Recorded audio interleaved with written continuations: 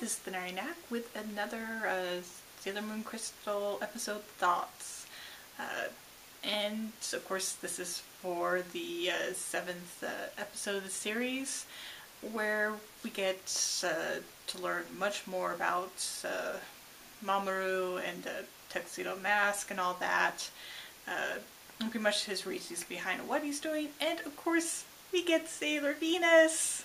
Finally, even though it's like pretty much at the very end, which is no surprise because it kind of happened the same way in the manga, but still, she's here, she's actually arrived, so yay! And she's my favorite, so of course, lots of excitement here. But going back to more about the episode itself, this is definitely one where they kind of had to update the tech a bit, like the fact the whole plot with this was with a video rental place, but no one really does VHS anymore.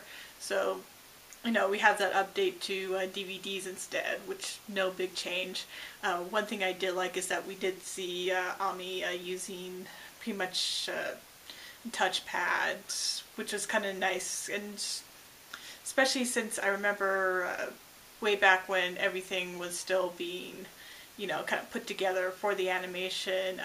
Naoko Takeuchi herself, I think at some point, kind of mentioning that she definitely sees Ami as the kind of person who'd use that kind of tech. So it's nice to actually see that in the series itself, even though it's like just a little off comment. Still, it was like one of the few things we had before the series actually began airing. Let's see, and for the most part, it kind of stayed truthful until near the end of the manga. I mean, there are some like change-ups. Of course, with this, you know, Usagi definitely knows who, you know, Tuxedo Mask is, even though it probably should have been apparent a little beforehand. But, you know, Usagi's never been known for being the brightest person.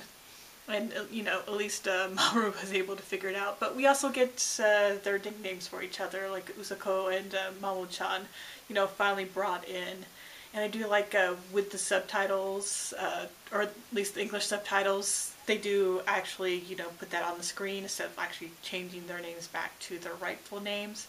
Because it is a kind of a really important deal for these characters to have those nicknames, because it is a change in their relationship.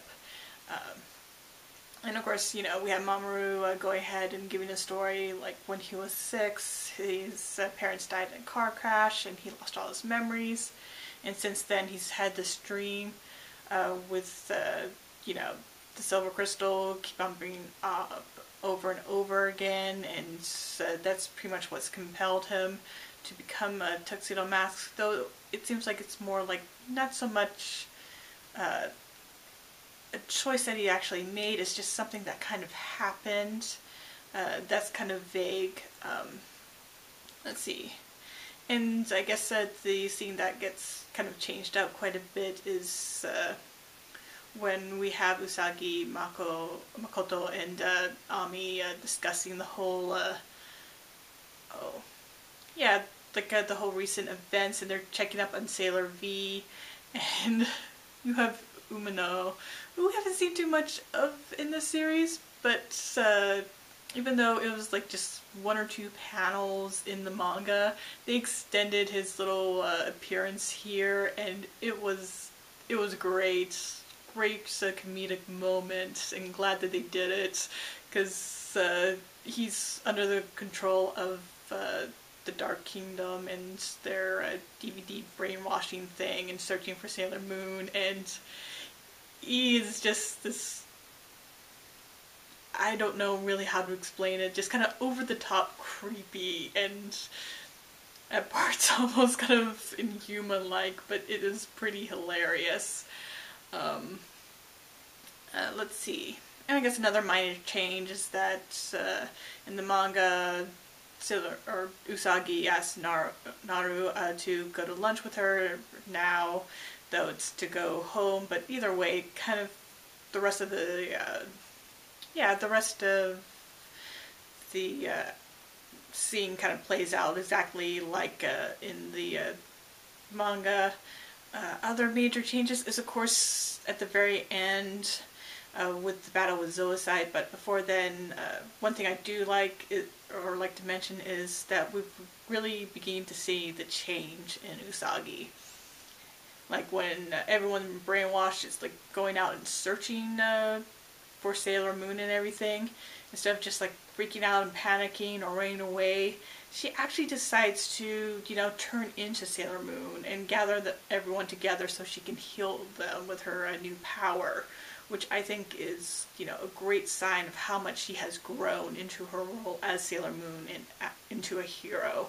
Because there's definitely a big contrast to how she was in episode 1 to how she is in this episode. And I guess even before then, we do get some extra scenes of Mamaroo and the other Sailor Guardians just kind of about town and seeing everyone in this brainwashed mode. Let's see. And yeah, after it all ends up with this battle with Zoicide, who comes in, and I think this is the first time we've actually seen one of these generals actually be a pretty strong force by himself. Most of them, both Jedi and Nephrite, they haven't seemed to be as, I guess, imposing as villains as, I guess, Queen Beryl was, and now Zoicide. So I guess in a way it could be just like the strength levels of each of the 4 kings, and the first 2 being much lower than the other 2. But in any case, Zoicide is able to pretty much beat the rest of the Sailor Guardians, as he tries to get Sailor Moon to tell him where the Silver Crystal is. And the big change is the fact that in the manga he has pretty much a field around everything, so Tuxedo Mask can't even get there. But in this, we do have Tuxedo Mask being able to come in and, I guess, initially save Sailor Moon, as, I guess, because he isn't coming with the power or anything, he's able to somehow sneak in and pretty much punch Zoicide in the face, making him let go of Sailor Moon. But of course, he doesn't stand much of a chance after that. But we do get a scene where he goes ahead, and when Zoicide asks him about, his wishes to get the Silver Crystal, Tuxedo Mask, he goes ahead and says that, that's actually not right anymore. His wish is actually, being with Usagi. Which is definitely not in the manga, and I kind of like it because it definitely helps change, or I guess give a little bit more depth to his character. Let's see. But yeah, he's not really able to do much after Zoicide then creates this massive crystal thing that he was originally going to kill Tuxedo Mask with, but, Usagi tries to stop him, so he decides to change target. But as he does, the crystal is then stopped as it gets shattered. And of course, we first see that glimpse of a white cat, so you know exactly who this is going to be. And lo and behold, we have Sailor Venus, which makes me so happy. Of course, it's very little of her at the very end, but I don't care. I'm happy she's here. Really, really happy. But yeah, like I was saying though, I do like that we do have this, I guess, better insight into the character of Mamaroo, because he's always felt a little bit flat to me. Not so much in this this first arc. I think this is where he gets developed the most as a character. But as the series moved on, he just didn't. I mean, he got kind of pushed to the background, which is kind of understandable, seeing he was mainly just the love interest of Usagi. And of course, we got more scouts or guardians or whatever to focus on. But so I do like, they are taking the time to kind of develop him even more, and the fact that I guess they're giving him a little bit more reason to be getting involved, other than following this dream that he doesn't quite understand. Instead, he's really actually fallen in love with Usagi, and you know, now he gets to actually kind of straight out confess it. Though of course, if well, following the manga, this is probably just going to make what happens in the new future even more kind of heartbreaking, especially for like Usagi and everything. So I think that's going to turn out pretty good.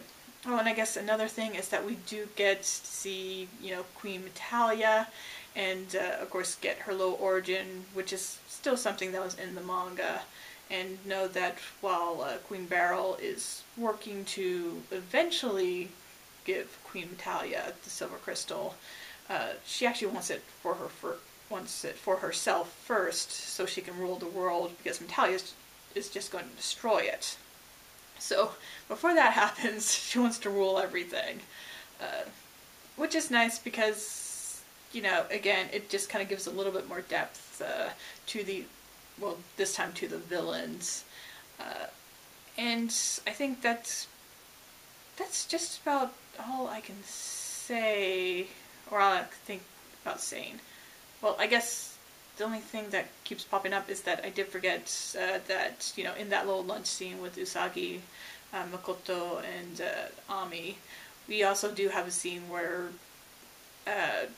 Usagi, you know, she's looking for her handkerchief but can't find it, but instead finds the locket that she took from Mamaroo's place. And it's kind of in the manga, but it's kind of shuffled around a little bit in that scene, because it kind of happened before some of the other things in that scene happened. But, you know, it pretty much gives her a chance to, you know, kind of think and reflect about her feelings for Mamaroo.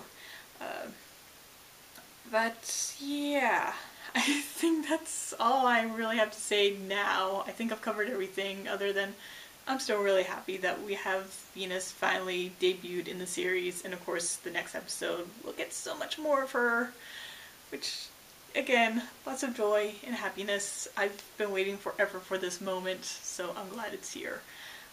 So with that, I'll go ahead and wrap up. Thank you for watching. I hope you subscribe to my channel, leave a like or a comment, and until next time, bye!